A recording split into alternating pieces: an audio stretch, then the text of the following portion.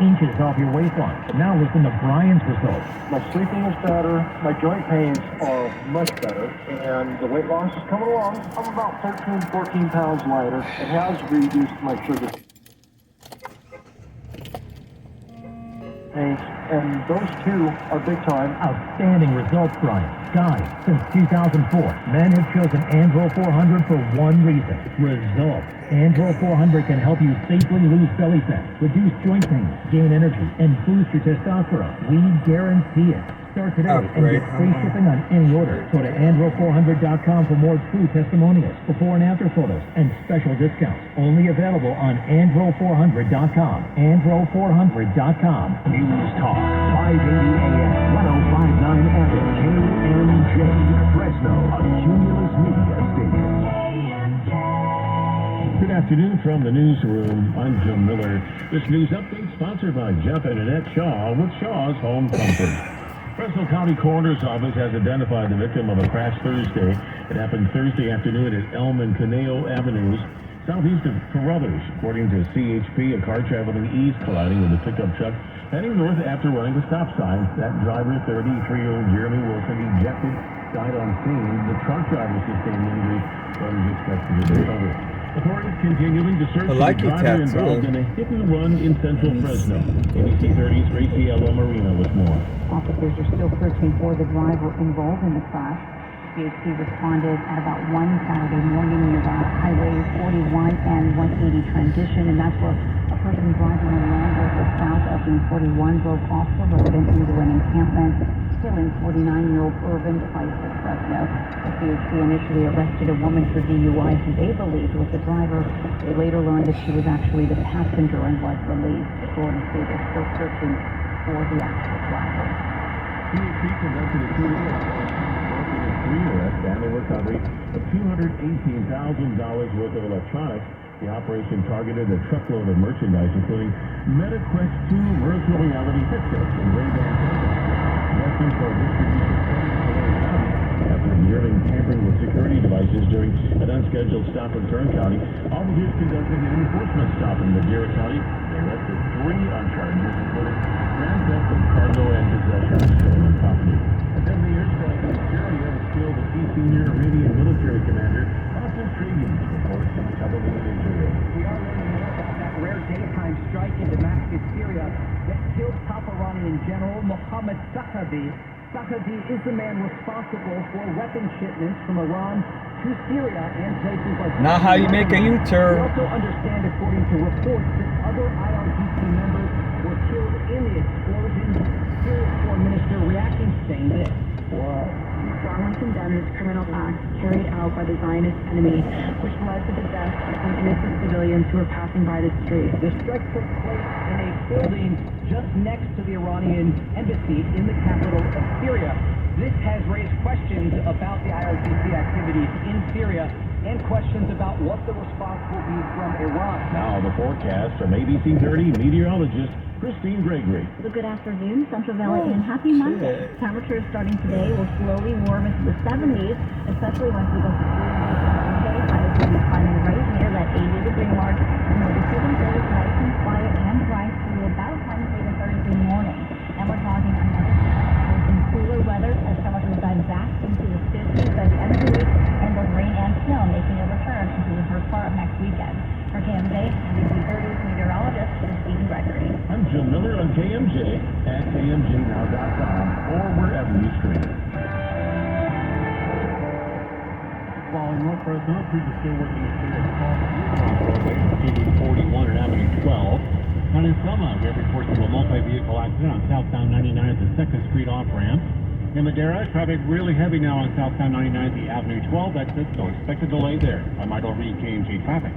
KMJ's Afternoon Drive with Philip Teresi and E. Curtis Johnson. 4:05 on your afternoon drive at KMJ, KMJnow.com, and anywhere you stream. Phones open at 490-5858. Toll free. You can join us at 800-776-5858. So the Fresno Unified School District has spent at least $94,000 over the last 2 school years, remember we were talking about how rather than administrators, engaging with families and students, they like to talk because then they can find out span out a bunch of HR indications eventually. Well, they've got another one. $94,000 last 2 school years to implement a 5-star student app for all secondary schools, like middle school and high school.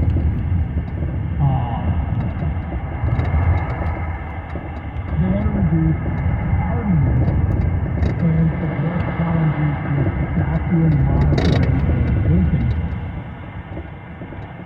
I gotta say, getting kids to class on time, getting the butts in the seats,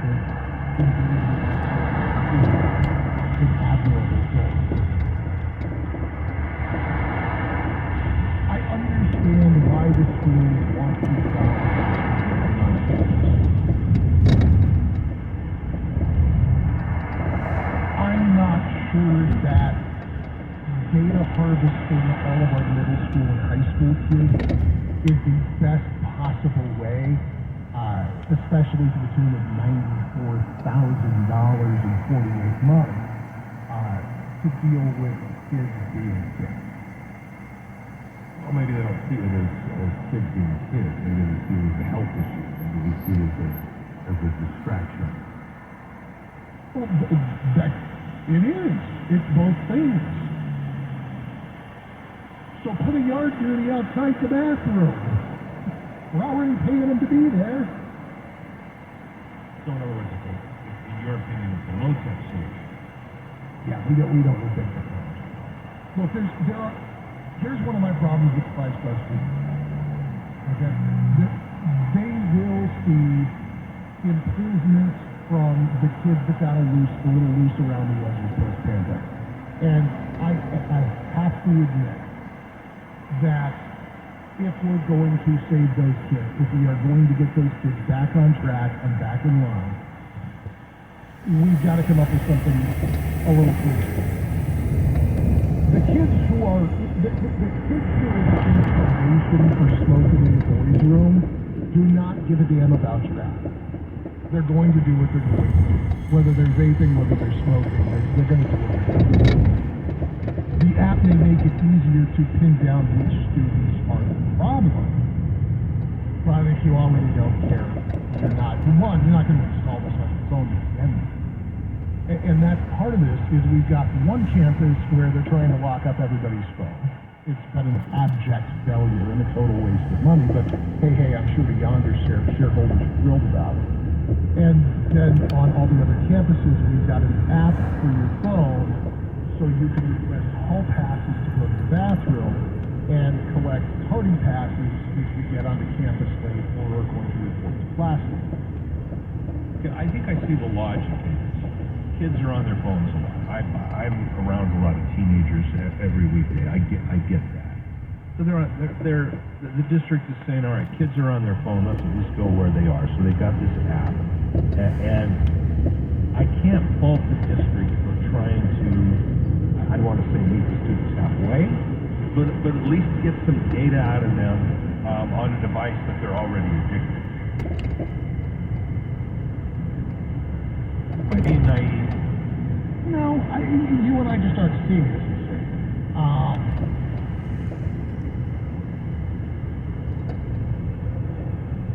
One, I'm going to go back to the already frequently massively overused analogy about the frog in the pot of boiling water. Okay, it's a good analogy, though. Most people know it. Well, and this is still in the same vein as the 480 cameras being dispatched to Oakland to the tune of $1.5 million annually. It's very much the same thing. We're going to put this app on your phone. That way we know if it took you more than 7 minutes to go potty. We can geolocate your phone when you're on or off campus. This means they can track the kids wherever they are. We'll be able to give you little rewards, little attaboys if you show up for class on time every day, all day for an entire week, an entire month, whatever. What do you do when you got a kid who's got a little digestive They just, this isn't going to be a quick trip. This is going to be an extended trip.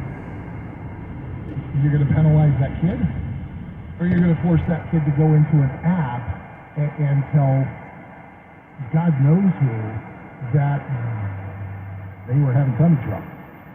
Yeah, I'm trying not to get scatological with this, but I am making myself clear, right? No, that makes sense. That's a valid question, but I don't know that there's a measuring device of any kind that doesn't have an exception.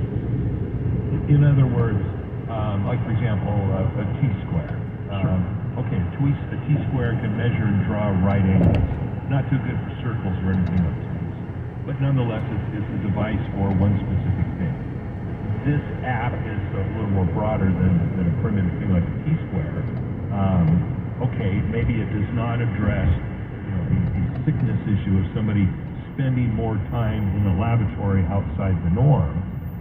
But I think it's got enough else going on with it. It's at least some sort of engagement with a child. It is at least tracking behavior on some level and providing some data that could be useful. I don't think we throw. But who's got access to that data? Well, the district. Do they not? Well, 5-Star Students isn't owned by Fresno Unified. 5-Star Students has access to the data that they share with the district. Who else are they sharing the data with? Okay, well that's another issue. I see your point on it. Okay, so granted, it's not a district proprietary piece of software. They're using an asset there. But still, it's providing some usable data, is it not? Well, all data is usable, whether or not we agree that the data is appropriate for the school to have or is necessary to meet the objectives that the 5-Star app claims to meet is another story. You've got a kid who's on.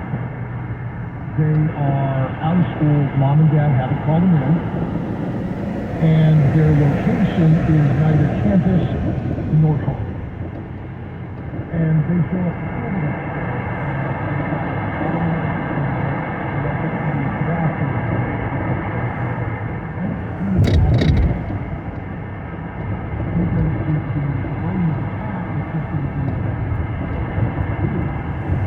And so now you've got a student who's off campus, out of school, and looking to see where it was. Maybe the kid was at a funeral. Maybe the kid was at a doctor's. Maybe the kid was at the hospital.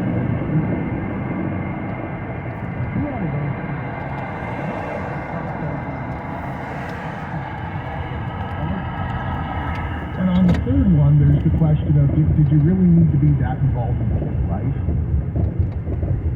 Okay, so in other words, it's collecting too much information. Oh, God, yes. That's one of your... You put it on the phone. It's collecting everything. Okay. It's turning Fresno Unified into fight. All right, so Big Brother really is watching this. And I'm not being sarcastic. Well, and one of the things that it kind of got folded under during the pandemic. It's a real thing. And there was a small spate of stories about it, and then it just kind of disappeared because, again, the water's starting to boil, but right now, the frog's going, oh my, that's running like a hot tub. That's okay.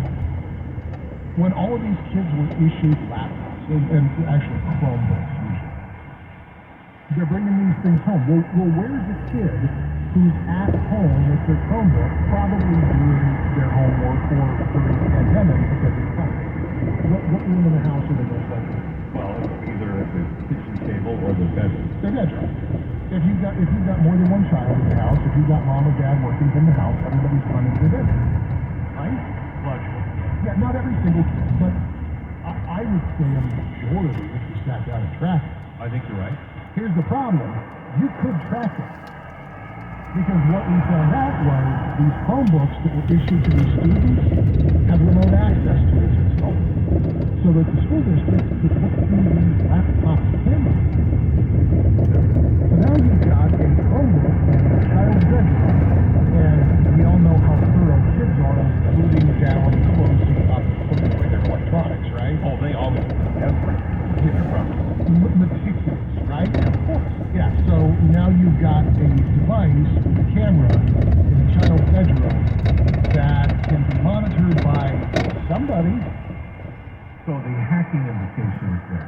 Well, no, this isn't hacking. This was software built into the laptop delivered by the service provider so that the school would have the ability to monitor the students' use of the equipment. This isn't hackers. This is school districts having the ability to look in your child's bedroom. Okay, I understand. I was taking that as a text.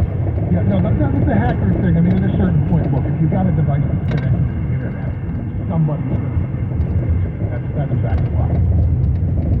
It didn't used to be. It didn't used to be a district office. If you go back in time just a few years, the idea of having a camera in a child's bedroom would have been treated like the borderline criminal behavior that it is. Yeah, that's true. So as a parent, you object to the district having potential access to that, obviously. Well, that's the thing. Now you're going to put this 5-star app on your phone. What level of access does it have? Is it able to look at just geolocation data? Or is it able to look at geolocation data